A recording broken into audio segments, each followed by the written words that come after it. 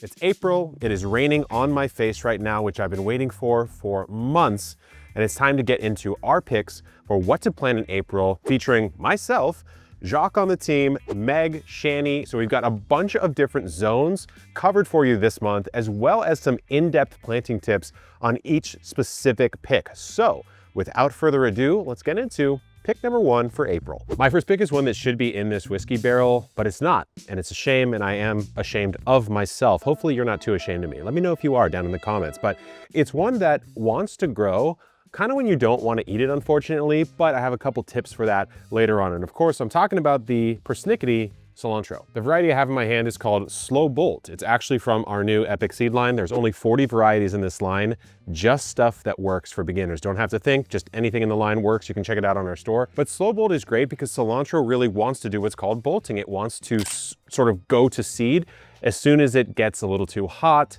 a little bit too much light, etc. So Slow Bolt is a variety that's been bred to do that a little bit slower, but most of the problems that people run into when they're growing their cilantro is all in the seed starting process. So let me show you how to do it right in the greenhouse. So take a look at the cilantro seed. It's actually a little bit confusing, and this is where a lot of gardeners go wrong. The seed's actually inside this little ball. So I'll break one open for you. So you take a look at that. Inside the ball, you've got a seed. And this is where people have a hard time. So to germinate, a seed needs water to sort of trigger that germination or that sprouting process. And with a seed like this, with kind of like a balloon vibe to it, with a seed inside, it has to permeate through. So what you can do is take a cilantro seed and crack it, like I just showed you. Just kind of roll them between your fingers. It lightly cracks the hull, allows water to get in quicker. Normally, this is a 12 to 15 day germinator. If you do that cracking technique, it speeds it up just a little bit. And you can sow your cilantro in a seed cell if you want to. Just be careful when you transplant it. That's why we designed our 6 cells the way that we did. So for things that don't like to transplant, because maybe they have a taproot or one sort of central root, we have this fancy little hole here. Look at that. I didn't disturb any of the root system when I did that. But if you really want to get particular about it, I would recommend direct sowing. It wants 55 to 65 degree Fahrenheit soil. You could pop a soil thermometer in the ground, or you could just go by kind of the ambient temperature when spring is here. Cilantro is such a great plant though. It grows really fast. If you want it on succession, which I do recommend, because even a variety like Slow Bolt will bolt at some point in time, just sow them every 3 or 4 weeks and you'll have fresh cilantro all season long. With spring fully in bloom, my mind is going to flowers. And when it comes to flowers, I am always trying to find something that stands a little bit taller, pokes up above the canopy of all the other plants, and provides a pop of color. Now, most of you might be thinking of sunflowers, but there's actually another really tall flower that is profuse in blooms, and it's called the hollyhock. Right next to me over here is actually one of my hollyhocks from last year, and that is a very important distinction because hollyhocks, most of them are actually biennial. And what that means is that they will produce their flowers on the second year. So this one from last year did not provide me with any blooms, but now it's already up. It's looking much more vigorous, tons of leaves this early in the season, and soon it will produce a 9 foot tall, at least, spire that is covered in flowers. Now, there are some types of hollyhocks out there that can bloom in the first year. I actually have 3 different types of hollyhocks right here. There is some special requirements when it comes to starting these from seed, so let me show you some of those tips right now. The first hollyhock I chose for you guys today is the Outhouse blend, and that one has a very funny history. It's called Outhouse because it is a reliably tall hollyhock that was grown on the outside of outhouses to help hide them from view. So it is a pretty one that is also very reliably tall. Next up, I got the Charter's Double Blend, or Chatter's Double Blend. This one's very cool because it has a lot of different colors. It has a very fluffy structure to the hollyhock, so that's another great one. And then the one that you want to try growing to get flowers in the same year, especially if you start the seeds early enough, like right now in early spring, is actually the Indian Spring variety. So this is one that is considered annual because it could bloom in the very first year, whereas the other 2 I talked about are classified as biennial, which means that they will likely not bloom in the first year. Unless you live somewhere like San Diego that has a more mild season, it could grow for longer, then you will have a chance for blooms of biennials. But otherwise, you could get them started in fall and get spring blooms if you also want to do it that way. Now, the thing that is true about hollyhocks is that they can be a little bit hard to germinate. They've got a pretty big, tough seed coat. Some people like to soak them, some people like to sand them first to just kind of break the seed coat. Me personally, I don't think it's actually that important. The only thing I'll mention is that they are actually a seed that prefers light.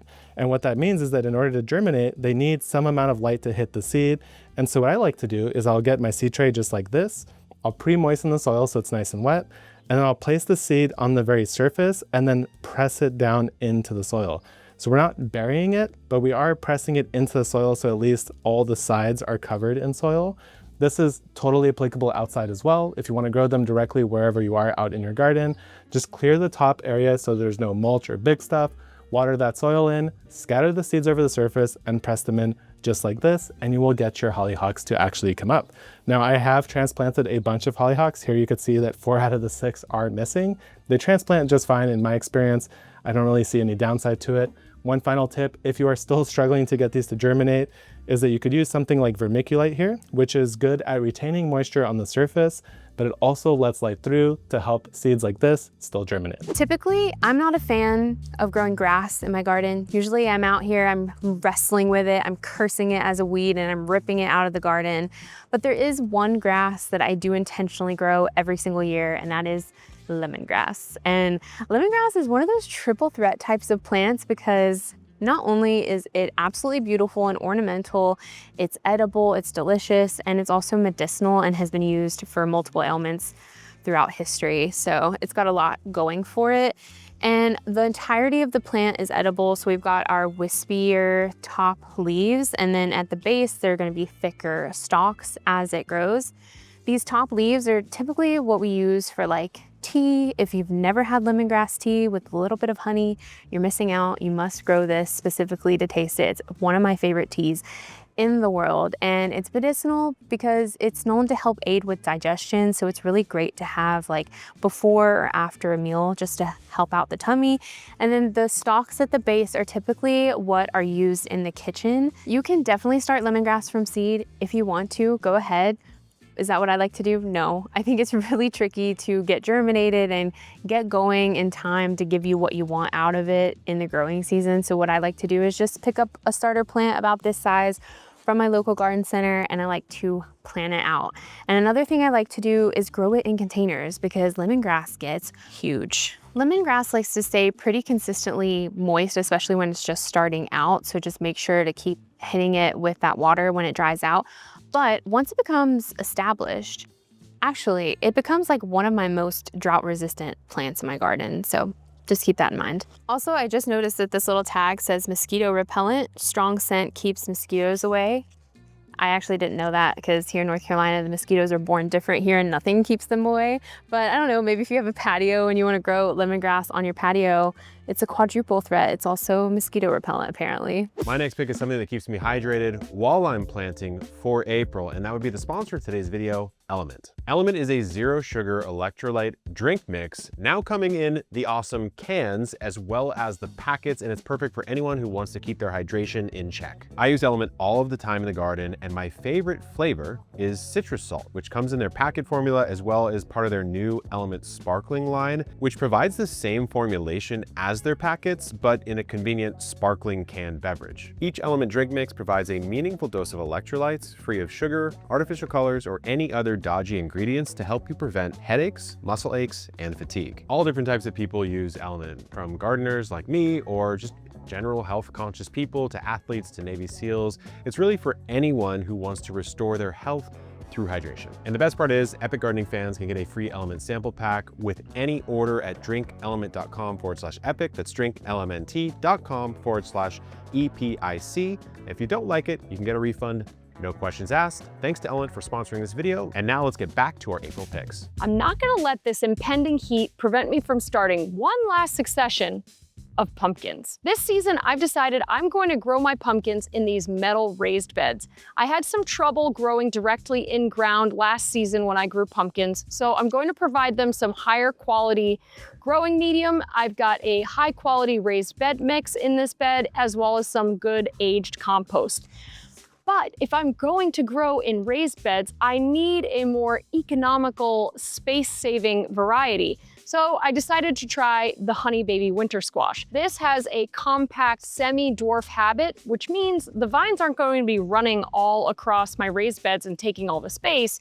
They're going to stay fairly compact and in their little corner. So I'm giving Honey Baby a shot this season, and because it is spring in Florida and the temperatures are going to get hot pretty quickly, I am going to be preventative about making sure I scout out any pests that like to attack cucurbits and make sure to keep the plants healthy and well watered so that they can stand up to any pests and disease that might come their way. Another tip for success in growing pumpkins in Florida is to try the Seminole pumpkin. This is our native variety. It performs very well in the heat and humidity down here in Florida. So if you're a beginner grower, or if you are worried that you're not going to be able to get a pumpkin through our hot, humid season, definitely give Seminole pumpkins a try. By the way, guys, Kevin here, interrupting Shannie's segment to let you know that if you've been enjoying Shannie on our channel, she has her own channel now. We just launched it. We have a full tour. It's called Florida Food Forest, documenting her journey on making a food forest at her homestead in Florida with her family. So if that's a climate that appeals to you, go on over to Florida Food Forest, show her some love, hit the subscribe button, and check out our first video. So my next pick, you might think it's right around me. It's all these nasturtiums because I literally can't get enough of them, which is fine to plant in April, and you can do that if you want, but it's something I'm very excited to master this year, and it is the world of cucumbers. I have 3 incredible ones to talk about. With cukes, variety is super important because there's stuff that works well for your area. There's also bushing or vining types. There's also types that do or don't need pollination by beneficials. So let's get into it. If you are a small space beginner grower, quick snack is definitely the one to go with for 2 reasons. It is highly compact, so you can grow it on a patio, you can grow it in a little container, anywhere that you can grow quick snack, but it is what's called parthenocarpic, which is a very fancy word that just means that it will pollinate itself. It does not require any pollination by, let's say, a bee or something to come by, or even yourself. So that's the easiest one to grow. If you want to get into the gherkin game or pickling in any way, I'm excited about Hocus because it's like the small pickles, those little 1-inch, 2-inch, 3-inch guys. I don't know why, but I'm very obsessed with that. This one, however, is going to be a vining plant. So you're going to want to put it on a trellis or up a wall or something like that. And then if you just want like the classic English cucumber, Telegraph Improved has been around since the 1800s. And it just works. So it's like 18 inches long, nice slicer, put it in a fresh salad. But let me show you how to sow these guys. So this is the quick snack variety, a little bit smaller seed. What I like to do, if I'm going to sow it in a tray, most of the time, if temps are warm enough, I actually recommend direct sowing. But if I am not, and I'm gonna sow it in a tray, I'll do 3. Why? Because I want a little bit more volume out of those cucumbers. So you just wanna sow it, I don't know, about a 1/2 inch deep, cover it up, water it in, and you're good to go. But if you can afford to, I would recommend direct sowing your cucumbers. The reason why is because we've tried this. We tried transplanting and direct sowing cucumbers, and the direct sown ones seem to settle in a little better after they started to sprout because they just don't have to deal with the transplant shock, and they actually caught up to the transplanted cukes. So if your climate can handle it, direct sow these bad boys and you'll have some quick snacks in no time. With beautiful, warm, sunny days, it's truly starting to feel like spring, but what's more important for our plants is not how it feels outside, it's actually how warm your soil is. So I grabbed my kitchen thermometer, came outside in the morning, shoved it in the soil, and I found that all of my soil is in that 60 to 65 degree Fahrenheit range, which is the perfect temperature to actually be transplanting last month's pick, tomatoes. But it's actually also the perfect temperature to be starting seeds in the soil, specifically beans. And this time I'm talking specifically about pole beans. We've talked a lot about bush beans in the past, but I think it's time the humble pole bean got a little bit of praise. Now, the reason why it's important for you to wait for those temperatures to get up there is that this is a very big seed that if it goes into cold, wet soil, will actually rot before it could germinate.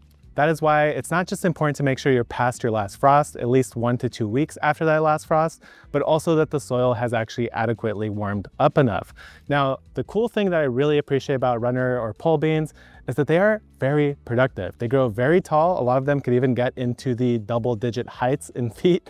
And you could eat them as green beans, or you could let them go full dry and save them as a shelling bean to make wonderful soups. So I've got 3 different varieties in my hands here. One of them is the Scarlet Runner, which is a fantastic option if you want to attract lots of pollinators. But I wanted to show you 2 of these other ones that are the more classic pole beans and how you could get more food from the same amount of space that you already have. I'm currently sitting on a 4 by 8 foot raised bed that is absolutely packed with plants. I already have 6 tomatoes, over a dozen lettuce, an entire row of leeks down the middle, but we could still plant some pole beans and get some more food out of the same space. And the reason why that is because even though I have tomatoes here, I'll be dropping string or netting, and those tomatoes will grow pretty much where they are, but I have 4 corners of this bed where I have these posts that are perfect for growing pole beans. Now, the thing that's different about pole beans than some other things that are climbing is that they need something to actually wrap up around. So something that's straight like a trellis pole or bamboo stake is perfect because they're able to actually wrap up it. Something like a trellis net, they can go up it, but they're not sending out tendrils to grab onto different squares. They just need a vertical run to go straight up on. So what I'm going to be doing is I have 2 different varieties. They're both new to me. First one is Blue Lake FM-1K, which is a crazy name for an heirloom. And then we have Kentucky Wonder. Both of these are listed as being delicious, vigorous, and can both be eaten as green beans or saved as a shelling bean to use as a dry bean. So it's very simple. You just plant them like any other bean that you would. You could grab something like 2 seeds for each one of these stakes. And then you just want to go directly next to the area where they're going to be growing, push the seeds into the soil, give them a little bit of water, and you'll have beans growing up those poles in no time, giving you a whole bunch of extra food for the same amount of space. If I'm looking at photos of someone's garden, or maybe I'm touring someone's garden in real life, there's always one thing that always sticks out to me if they're growing it. I feel like my eyes just hone in and feast upon them because they're just that beautiful.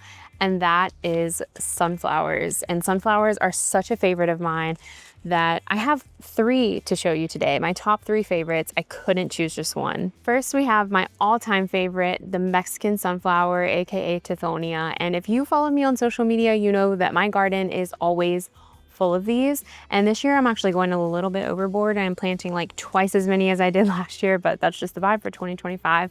I love these so much. The reason that I love these so much is because they attract the pollinators like crazy. The first time I planted these in my garden was the first time I ever saw so many different species of butterflies in my garden. My garden actually felt like a little fairyland with all of the butterflies that this attracts. I think that they really love the velvety orange bright color of these flowers. I like to plant these in ground because they can get really huge, so I don't really dedicate any garden bed space to these, and they seem to do well in ground here, even in North Carolina clay soil, so they're not like really picky. And in order to keep these blooming all season long, you got to make sure that you're deadheading them. Also, of course, we have to have a mammoth variety. These are just so fun to grow, especially if you have kids, or even if you don't have kids. Honestly, they kind of invoke this childlike wonder in you, just watching them get taller and taller every day. It kind of makes you feel a little bit like Jack and the Beanstalk or something in your own garden. They're just really fun to grow. And speaking of beans, what I like to do with these is I'll actually let them grow a bit, and then I'll plant some beans around the base, and then the sunflower actually acts as like a trellis or a pole for the beans to climb up. So it's kind of like a 2-for-1 situation. And these are the kinds of sunflowers you want to plant if you're looking to harvest sunflower seeds. So you let these grow, you let the seeds harden, you harvest them, and you can roast them, and then you have sunflower seeds. And lastly, there's the vanilla ice sunflower. I plant this one every year. It's so beautiful. It's very unique.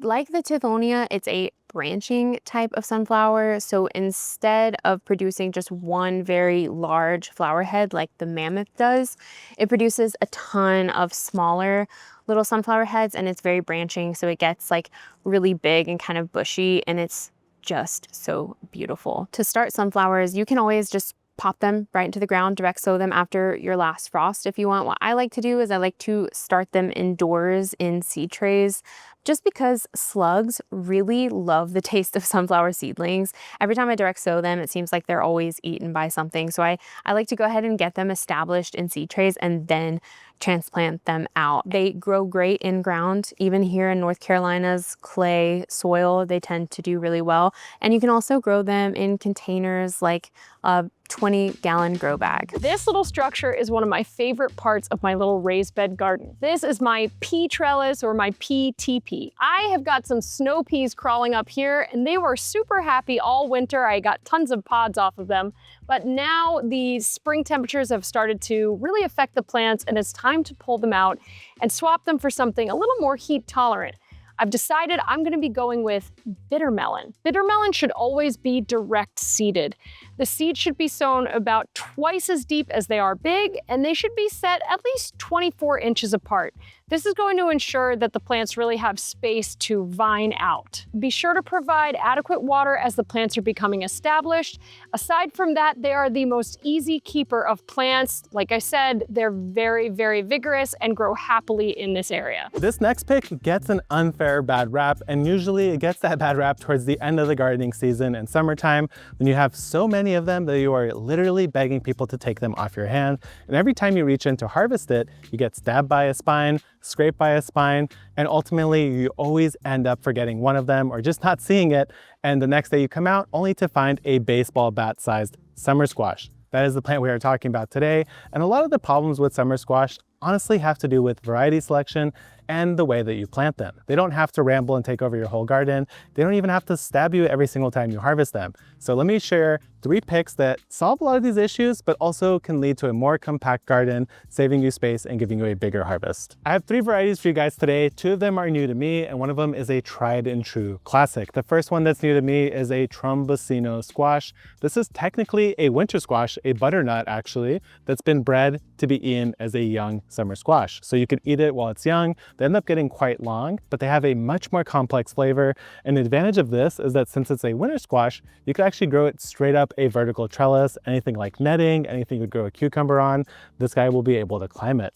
Next up, the next one that's new to me is chiffon, which is a light yellow style squash. The cool thing about this one is that it is a early squash, so it could produce in the earlier, cooler months of the year, but it's also a compact plant. That is one of the key things you want here if you are struggling with zucchini rambling and taking over your garden. A compact plant is going to stay nice and dense throughout its entire growing cycle, so you don't end up with a huge mess of a plant. Now, the final one, the one that I love and will grow every single year, is Emerald Delight. It's kind of unassuming. It just looks like a standard green squash, but it tastes really quite delicious. I find that it's more nutty than a standard zucchini. It has less spines. It's more resistant to diseases, so it's not going to stab me. And the cool thing is that it's also compact and open. So it's got a lot going on. So when it comes to starting your summer squash, you can actually transplant them, just sow them in a 3-inch 4-cell or a 6-cell is even just fine if you transplant it quickly. But I like to go directly in ground right now. So what I'm going to do is I have a bunch of compost here. Squash absolutely thrives on organic matter like compost.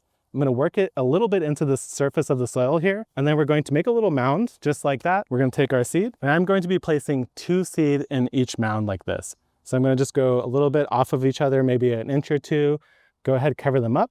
And now we're going to have a wonderful squash plant come out of here. Now in this space, you can actually keep it confined by simply growing it vertically. You can grow regular squash like this vertically.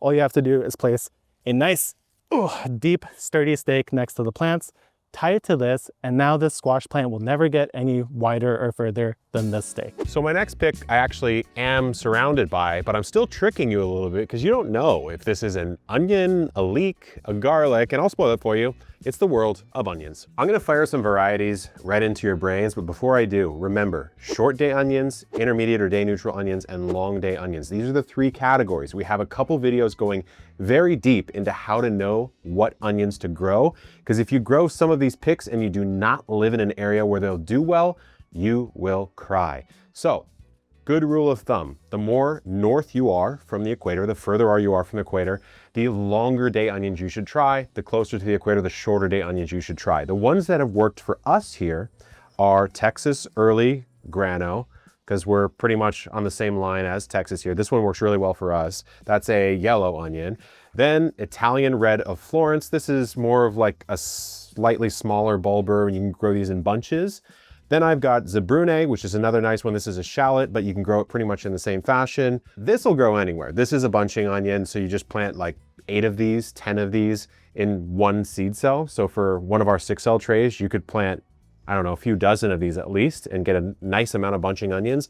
And then I love this one, Flat of Italy. So make sure you grow a variety that works for you, but mix it up with shallots, with bunching, and then with red, white, and yellow. And I'll show you how I plant a few of these right now. So say I want to sow the Texas Early Grano. I do recommend sowing these indoors because you just need a lot of time for these to mature. So I've got a few seeds here. For a big bulbing onion, I'd just make a depression like this, and I would do 2 seeds per cell. So 1, 2, 1, 2, and then 1, 2 like that. If I was going with a bunching onion like this white Lisbon, I would triple this. I'd go 6, 6, and 6, and I'd let them bunch much like I'm letting these ones bunch right here. And when your onions do sprout, if they're a bulbing onion and you get a couple per cell like this, you can actually wash the soil off here and then plant them all separately. This is actually a nursery hack as well. Sometimes you'll get them like this at the nursery, but they're a bulbing onion. You're like, well, this will never grow, right? There's like 15 in the same spot.